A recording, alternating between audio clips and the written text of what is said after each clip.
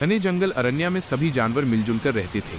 ये जंगल सिर्फ उनके रहने की जगह नहीं था, ये उनका घर, उनके सपनों और उनकी कहानियों की जन्मभूमि था।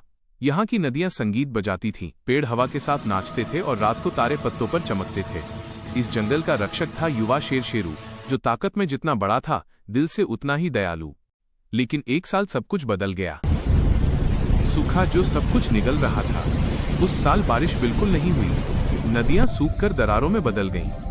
तालाब धूल खा चुके थे, घास भूरे रंग की हो गई, पेड़ों की शाखें झुककर जैसे रो रही थीं। हिरन पानी की तलाश में भटकते, बंदर प्यास से कमजोर हो रहे थे, हाथियों को नदियों का सूखना बुरा लग रहा था और पक्षियों को पेड़ों पर प्यास से चहचहाना मुश्किल हो गया था।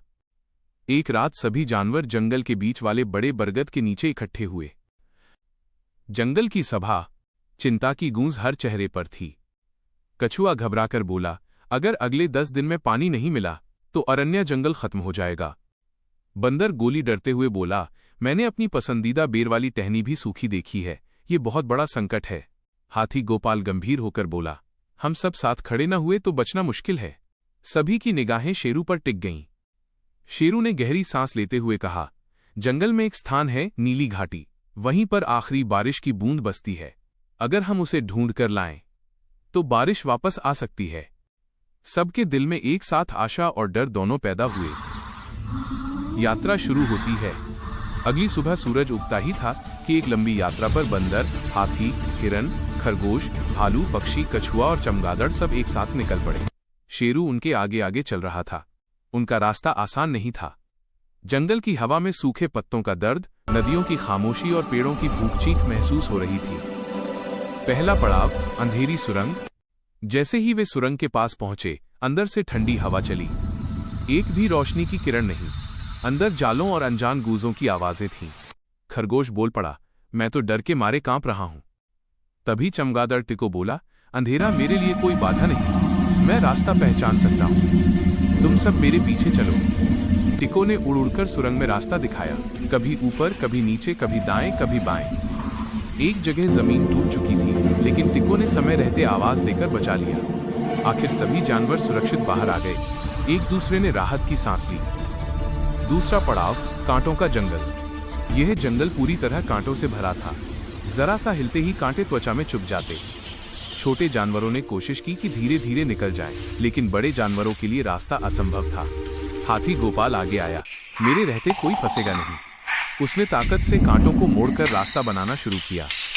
बंदरों ने पेड़ों से झूल झूल कर छोटे छोटे रास्ते साफ किए। हिरनों ने झाड़ियों से सुरक्षित रास्ता खोजा। कई घंटे की मेहनत के बाद सभी कांटों का जंगल पार कर गए। तीसरा पड़ाव, गरजती चट्टान। ये जगह सबसे खतरनाक थी। हवा चलते ही चट्टानें गड़गड़ाकर नीचे गिरती थीं, मानो पहाड़ रो रहे हों। अचानक तेज हवा चली और एक बड़ा पत्थर गिरते गिरते शेरू के पास रुक गया। सब डर गए। तभी बंदर गोली उछलकर बोला, मुझे एक मौका दो। गोली ने ऊंचे पेड़ों पर छलांग लगाई, बेलों को पकड़कर उन्हें कसकर बांध दिया। उसने एक मजबूत रस्सी बनाई, जिससे जानवर हवा की दिशा में झूलकर सुरक्षित पार करने लगे। चट्टान पार करके सबने गोली की खूब प्रशंसा की। आखिरकार नीली घाटी। जैसे ही वे घाटी के पास पहुंचे, एक ठंडी हवा चली जो कई महीनों से महसूस नहीं हुई थी। घाटी बिल्कुल शांत थी। बीच में एक चट्टान पर एक छोटी सी नीली चमक दिखाई दे रही थी, वही आखिरी बारिश की बूंद। बूंद किसी जादू जैसी नीली थी, लेकिन समस्या ये थी, नीली घाटी का रक्षक, बूंद के पास एक विशाल नीला अजगर बैठा था। वह घाटी का रक्षक था। उसने फुफकारते हुए कहा, यह बूंद किसी के लिए नहीं, जंगल की परीक्षा है। जो सच्चा रक्षक होगा वही इसे ले जा सकेगा। शेरू आगे बढ़ा। उसने कहा, हम बूंद चुराने नहीं आए, हम अपने घर को बचाने आए हैं। अजगर ने शेरू की आंखों में सच्चाई देखी, फिर बोला, अगर तुमने सफर में किसी साथी को पीछे छोड़ दिया होता, अगर तुमने शक्ति का गलत उपयोग किया होता, अगर तुम सिर्फ राजा बनना चाहते, तो मैं तुम्हें कभी आगे नहीं जाने देता। लेकिन तुम सबने एक दूसरे को बचाया है, यह बूंद तुम्हारा अधिकार है। अजगर ने रास्ता छोड़ दिया। शेरू ने बड़े पत्ते में धीरे से बूंद उठाई।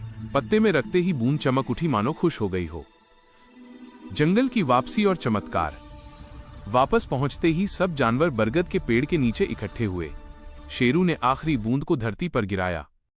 धीरे से, धीरे से, जैसे ही बूंद जमीन को छूकर गायब हुई, आसमान में बादल छा गए, हवा चलने लगी, पेड़ सरसराने लगे और फिर मूसलाधार बारिश शुरू हो गई। पानी ने सूखी नदियों को भरा, तालाबों को जीवन दिया, घास हरी होने लगी और पेड़ों की पत्तियां मुस्कुराने लगी। जंगल फिर जीवित हो गया। खुशी, उत्सव और एक नई शुरुआत। उस रात पूरे जंगल में जश्न था। बंदर नाच रहे थे, हिरन दौड़ रहे थे, हाथी पानी में खेल रहे थे, पक्षी गा रहे थे और शेरू चुपचाप बैठा बारिश देख रहा था। टिको ने पूछा, तुम खुश नहीं? शेरू मुस्कुराया, बहुत खुश हूं, लेकिन असली खुशी ये है कि आज हमारा जंगल एकता, साहस और दोस्ती के कारण बच गया। उस दिन से अरण्या जंगल का नया नियम बना, किसी एक की नहीं। ये जंगल हम सबका है और मिलकर ही इसकी रक्षा होगी। सीख, जब सब साथ हों, कोई कठिनाई बड़ी नहीं रहती। असली ताकत दूसरों को बचाने में है, दबाने में नहीं। प्रकृति का हर हिस्सा महत्वपूर्ण है, मिलकर ही जंगल जीवित रहता है। एकता और